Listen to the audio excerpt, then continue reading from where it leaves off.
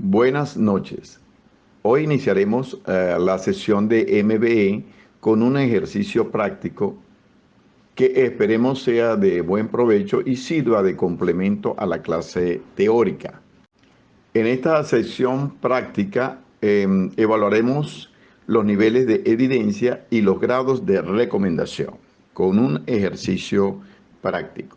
El artículo se denomina el título Apixaban para prevenir el tromboembolismo venoso en pacientes con cáncer.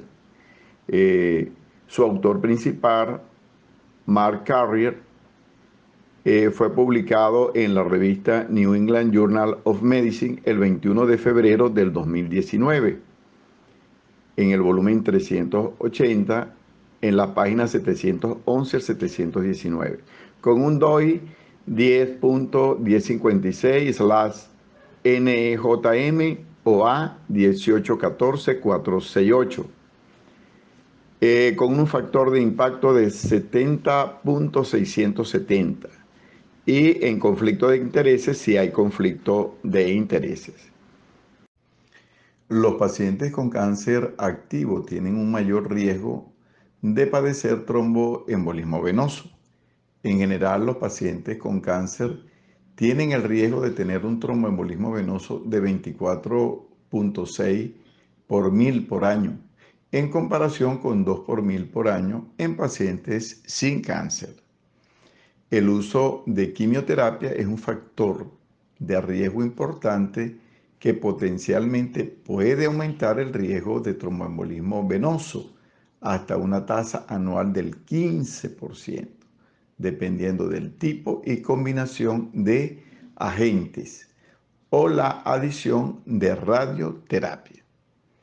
En la actualidad, el tratamiento del cáncer se realiza en gran medida en forma ambulatoria y el tromboembolismo venoso ha demostrado ser una causa importante de morbilidad y mortalidad en esta población de pacientes. Un estudio informó anteriormente una tasa de supervivencia general a un año significativamente más baja, 12% versus 36%, con una P de menor a 0.01 entre los pacientes con cáncer activo y el desarrollo de tromboembolismo venoso en comparación con pacientes con cáncer sin tromboembolismo venoso emparejados. En este cuadro presentamos varios trabajos de tromboprofilaxis en pacientes con cáncer y se compara el resultado para la prevención de tromboembolismo venoso en pacientes con cáncer, comparando los grupos, los que recibieron una intervención. ¿Cuál fue la intervención? Heparina de bajo peso molecular. Y el otro grupo no recibió sino placebo. Y observamos un gran beneficio con las heparinas de bajo peso molecular, que sabemos nosotros pues, que son administradas por vía subcutánea. El uso de profilaxis farmacológica parenteral, heparinas de bajo peso molecular en pacientes con cáncer ambulatorios, sigue siendo controvertido debido a las preocupaciones sobre la relación riesgo-beneficio, el costo y las molestias de la terapia parenteral. Una de las principales críticas de los ensayos clínicos anteriores han sido el bajo riesgo global de tromboembolismo venoso en la población estudiada. El uso de anticoagulantes orales como agentes tromboprofilácticos en pacientes oncológicos ambulatorios sometidos a quimioterapia puede ofrecer importantes ventajas con respecto a la vía de administración y el costo. Dos estudios han evaluado previamente la tromboprofilaxis con warfarina en dosis bajas o apixaban en esta población de pacientes. Un ensayo en fase 2 que evalúa el uso de apixaban, un inhibidor directo del factor 10 activado, ha resultado prometedor. De manera pues que los autores van a estudiar un anticoagulante oral como tromboprofilaxis oral, que tiene ventajas sobre la tromboprofilaxis parenteral. Entonces, ¿cuál sería la pregunta pico que se hicieron estos autores? La pregunta es la siguiente.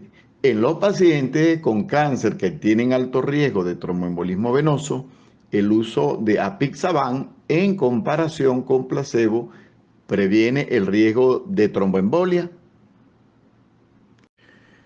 Para el análisis entonces de los niveles de evidencia y grados de recomendación, habíamos hablado de evaluar el escenario al cual pertenece el artículo y el diseño, para luego aplicar los criterios, las clasificaciones que ya habíamos hablado anteriormente. En cuanto al escenario, el escenario de este artículo es un escenario de tipo terapéutico, donde se va a evaluar eficacia y seguridad del apixaban en un target específico de pacientes, como son los pacientes con cáncer con alto riesgo de tromboembolismo venoso. Y en cuanto al diseño, se trata de un estudio controlado aleatorizado, controlado con placebo y es doble ciego. Recordemos que los diseños ideales para los estudios de tipo terapéuticos son los estudios controlados aleatorizados.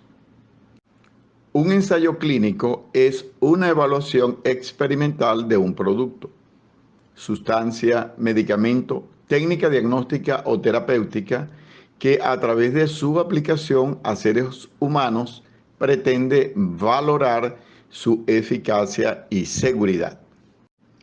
La integridad científica del ensayo y la credibilidad de los datos obtenidos en el mismo dependen sustancialmente del diseño. En este apartado se debe incluir descripción del tipo de ensayo que se va a realizar, como por ejemplo doble ciego, controlado, con placebo, cruzado o paralelo, el tipo de control, si es placebo u otros, y la descripción detallada del proceso de aleatorización, procedimiento y consideraciones prácticas.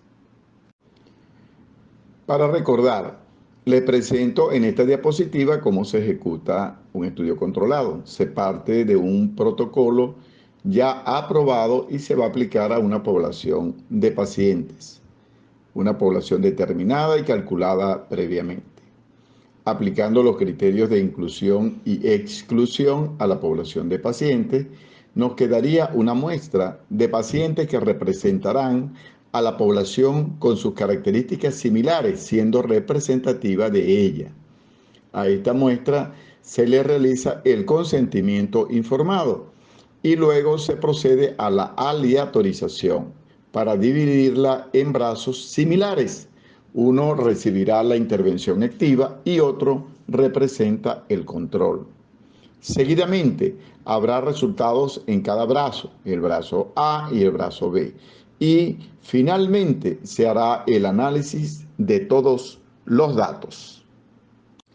En cuanto a los tópicos del estudio que tenemos, el apixaban, tromboembolismo venoso, pacientes con cáncer y una puntuación de riesgo de tromboembolismo venoso, que es la puntuación de Corama.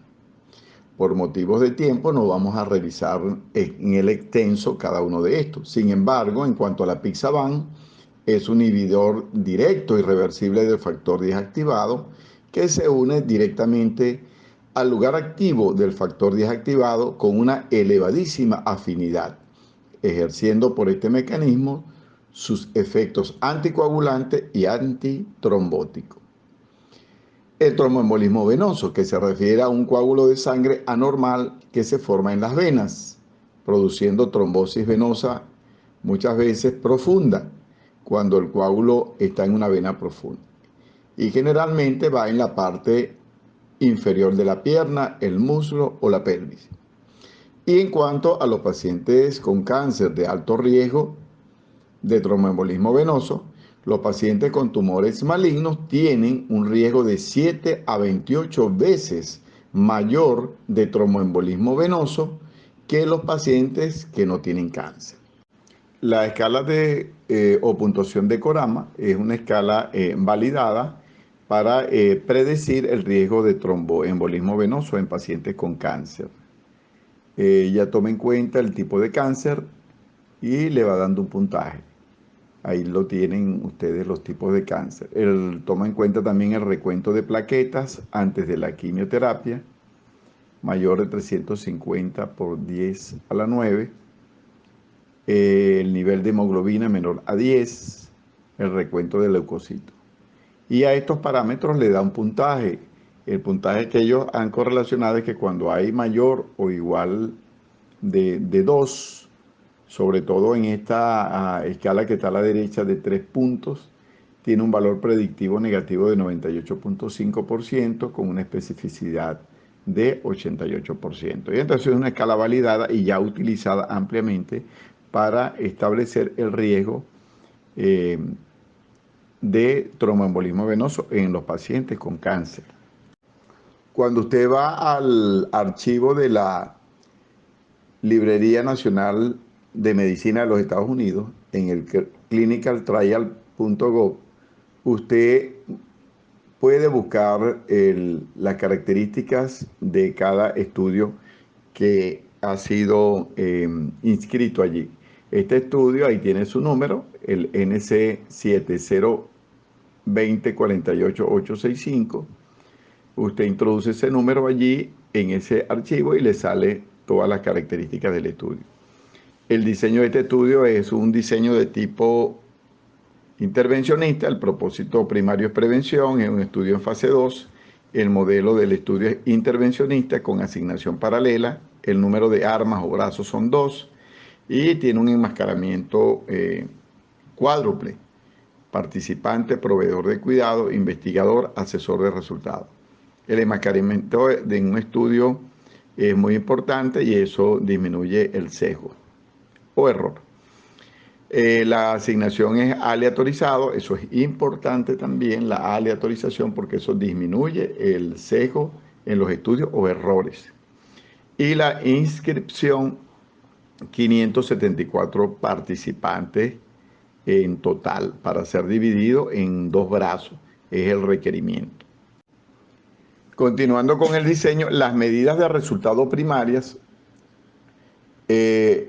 La primera es el primer episodio de tromboembolismo venoso documentado objetivamente, sintomático o asintomático, en 7 meses. O sea, tromboembolismo venoso, embolismo pulmonar. Y las medidas de resultados secundarias es la tasa de eventos adversos, tasa de hemorragia clínica manifiesta, hemorragia mayor y menor, y muerte dentro del periodo del estudio. Y el marco de tiempo, 7 meses. Como criterios de inclusión, un sitio de cáncer recién diagnosticado o progresión de la enfermedad maligna después de una remisión completa o parcial, iniciar un nuevo curso de quimioterapia con una intención mínima de terapia de 3 meses, una puntuación de estratificación de riesgo de tromboembolismo venoso según el score o puntuación de Kurama mayor o igual a 2 puntos y según el método de puntuación. Una edad de 18 años o más, proporcionar consentimiento informado por escrito. En cuanto a criterios de exclusión, tenemos lesiones o afecciones con mayor riesgo de hemorragia clínicamente significativa, por ejemplo, una úlcera péptica activa, insuficiencia hepática, definido por los signos clínicos y por alteración de las aminotransferasas. Diagnóstico de carcinoma vasocelular o de células escamosas de piel o leucemia aguda o síndrome mielodisplásico. Trasplante de células madres planificado, esperanza de vida inferior a 6 meses. Continuando con los criterios de exclusión, una insuficiencia renal aguda o crónica con una tasa de filtración glomerular menor a 30 mililitros por minuto, calculada por la fórmula de Cochrane y Gold. Embarazo, anticoagulación continua con antagonistas de la vitamina K, heparina de bajo peso molecular u otros anticoagulantes orales, un peso menor a 40 kilos, un recuento de plaquetas menor a 50 por 10 a la 9, alergias conocidas a ingredientes contenidos en el apixaban y uso de cualquier medicamento contraindicado con apixaban. Este es el flujograma. Ingresan 1.809 pacientes que fueron elegibles, de los cuales se excluyeron 1.235 por esas causas que aparecen allí, quedando 574 que fueron a randomización.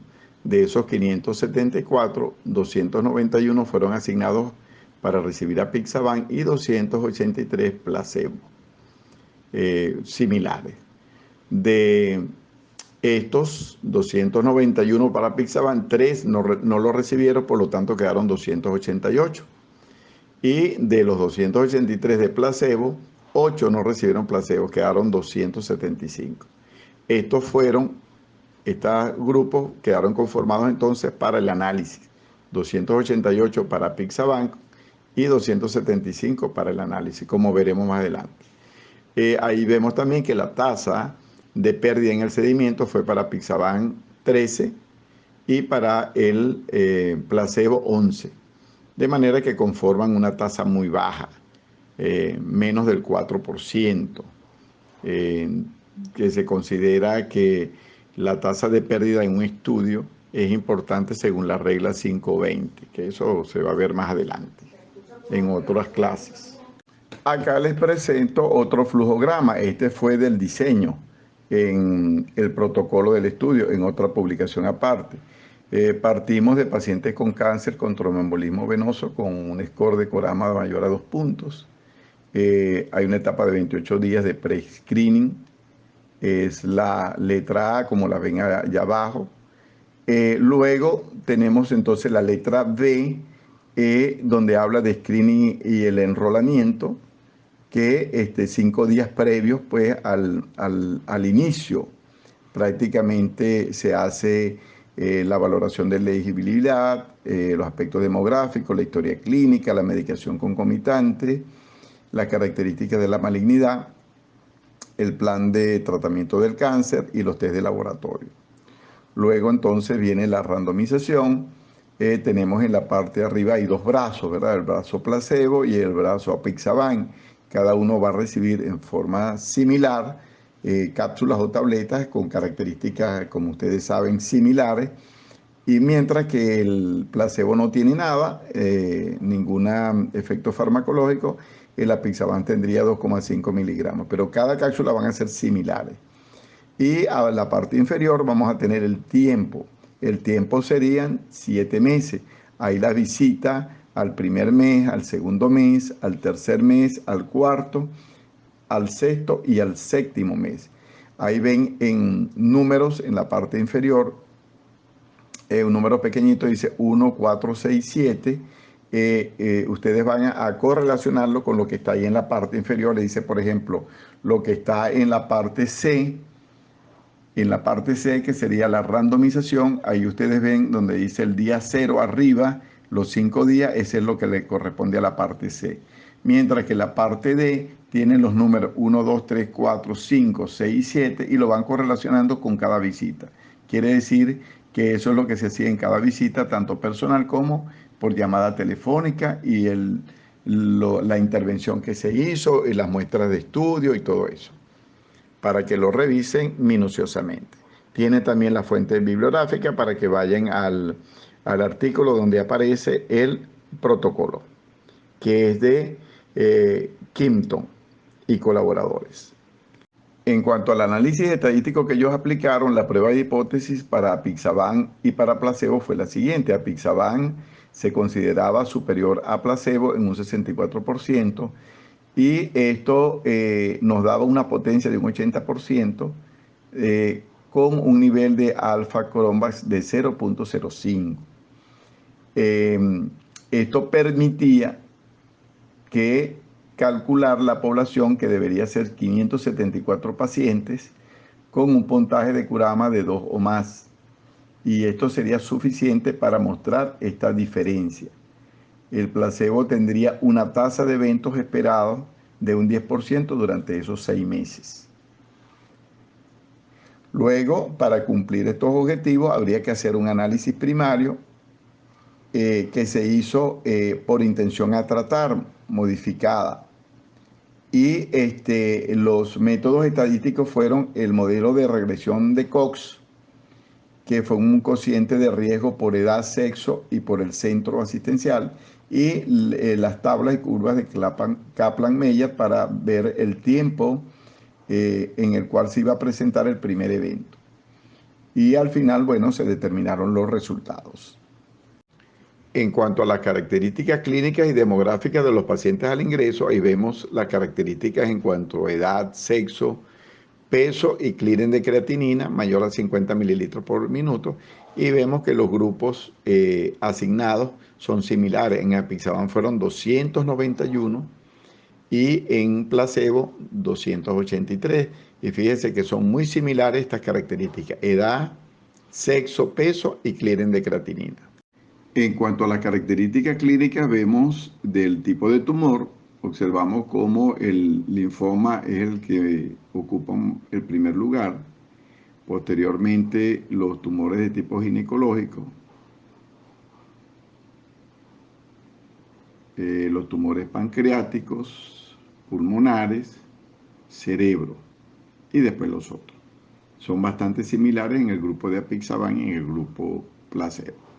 Acá observamos las características según el score de Corama, y vemos cómo el puntaje de 2 ocupa el primer lugar: 186 pacientes para el grupo apixaban, que representa un 63,9, y 190 que representa un 67,1 para el grupo placebo. Está el resto de puntaje y están ahí también las características del score de Corama.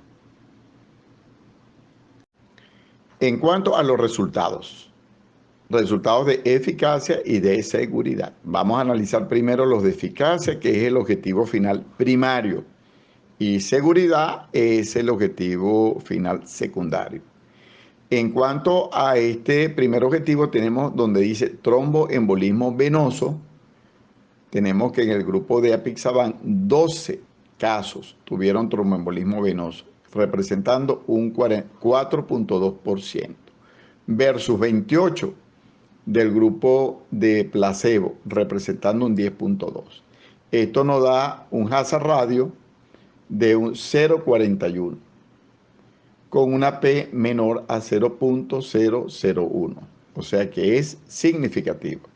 Vamos en la parte inferior, después del cuadro, para que veamos cómo se calculó esto, que ustedes lo pueden hacer.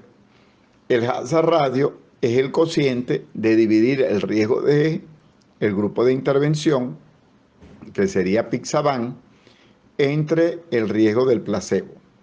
¿Cómo se calcula el riesgo de apixaban? Dijimos que eran 12 de 288, eso nos da 4,2. Y el riesgo de placebo es 28 de 275, nos da 10,2. Entonces, el hazard ratio es ese cociente del riesgo, que es 4,2 de apixaban, sobre el riesgo de placebo, que es 10,2. Eso nos da 0,41, y fíjense que coincide exactamente como ellos lo calcularon.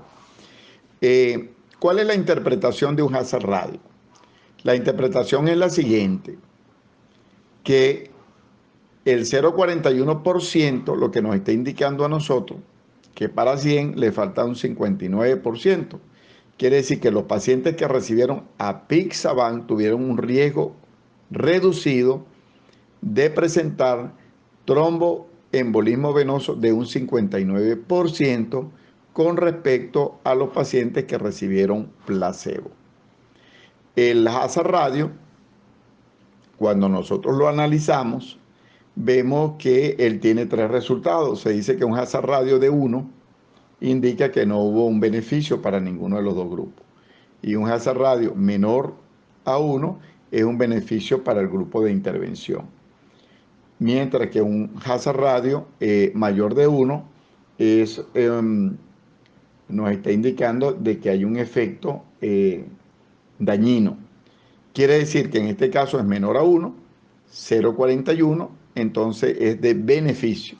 Quiere decir que en este estudio, en el objetivo final primario, se cumple que el apixaban sí previene en un 59.1% el tromboembolismo venoso con respecto al grupo placebo, o sea que es beneficioso. En cuanto a los resultados de seguridad, que es el punto final secundario, tenemos entonces los episodios de sangrado.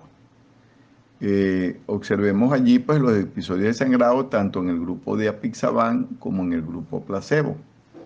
Y en la primera línea arriba tenemos entonces que para sangrados mayores, cualquier tipo de episodio tenemos que fue mayor, 10 casos, o sea 3.5 para el grupo de apixaban y para el grupo de placebo 5 casos, que es 1.8. Eso nos da un hazard radio de 2 y con una P de 0.046.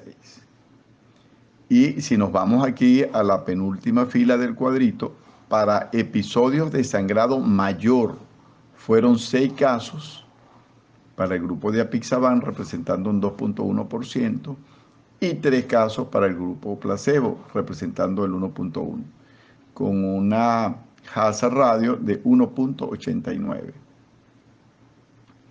¿Cómo calculamos este 1.89? El riesgo de apixaban para sangrados mayores, aquellos que necesitaron varias transfusiones, entonces 6 de 288 nos da 2.1 para el grupo de apixaban y para el grupo de placebo 3 de 275 nos da 1.1. Al dividir o hacer el cociente, que es el hazard radio, entre el grupo de riesgo de apixaban sobre el control nos da 1.89. ¿Cuál es la interpretación de esto? Que los pacientes que recibieron apixaban tuvieron un riesgo de sangrado mayor que aquellos que no recibieron el grupo placebo. ¿Y cuánto fue ese riesgo? De 1.89.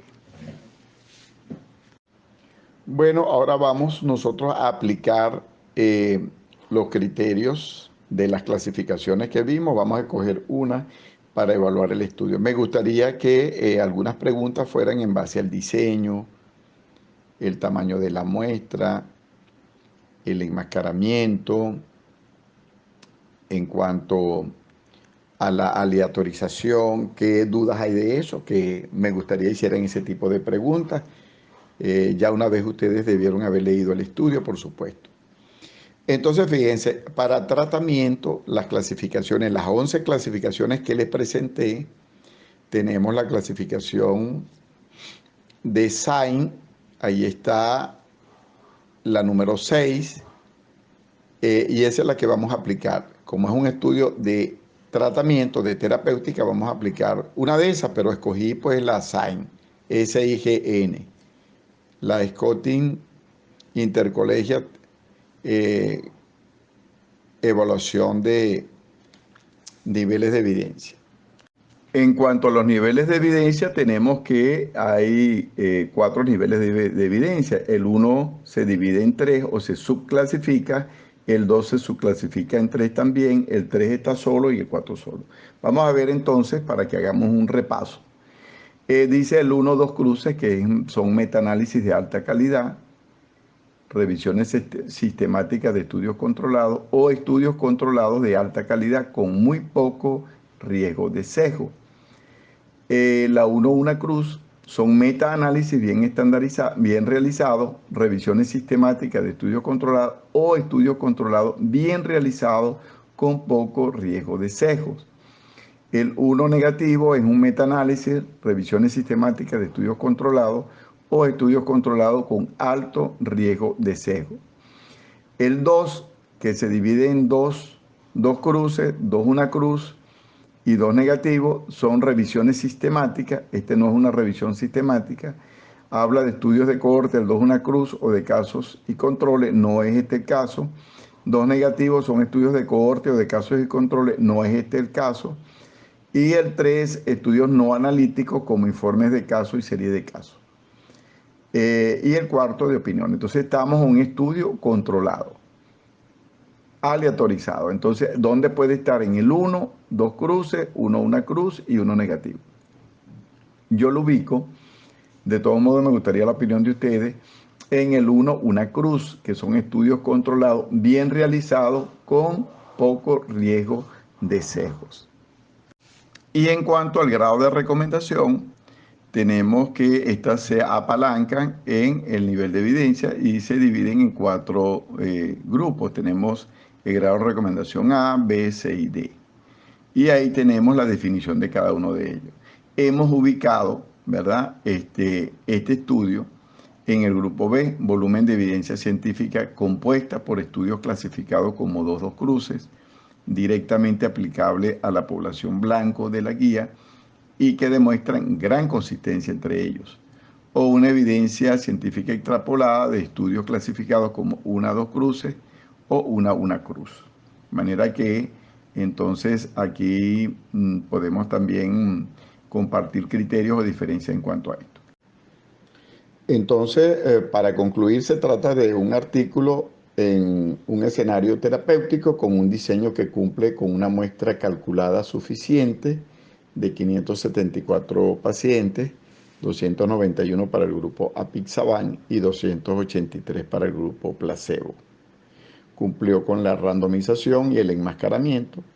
La hipótesis del ensayo fue que el apixaban sería superior al placebo, lo que daría como resultado una diferencia relativa de al menos el 64% en la tasa de resultado primario, con un tromboembolismo venoso mayor.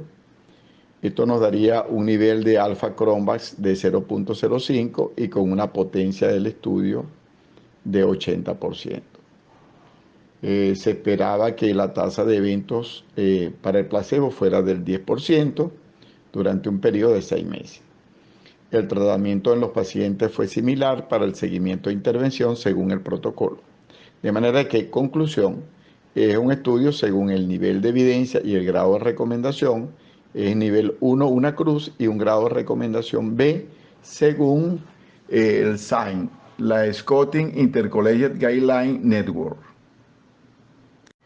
Este es uno de los autores principales del estudio, Mark Carrier, MD, Magister Scientiarum y FRCPC. Es profesor de medicina del Departamento de Medicina, científico principal del programa de epidemiología clínico del Instituto de Investigación del Hospital de Ottawa y presidente de investigación del Departamento de Medicina. Tiene una cátedra de investigación de nivel 2 en tromboembolismo venoso y cáncer de la Universidad de Ottawa y el premio New Investigator Award de la Heart and Stroke Foundation de Canadá.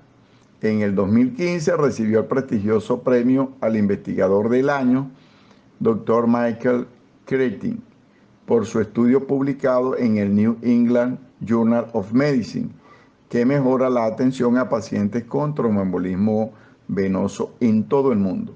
Su interés de investigación es la enfermedad tromboembólica venosa y cáncer, incluyendo detección, prevención y tratamiento del cáncer. Aquí tienen la referencia bibliográfica, como siempre, que es importante para que las tengamos de soporte, revisemos. Bueno, muchas gracias por toda su atención. Cuando enseñas con amor y pasión de Dios, así crecerá tu sabiduría.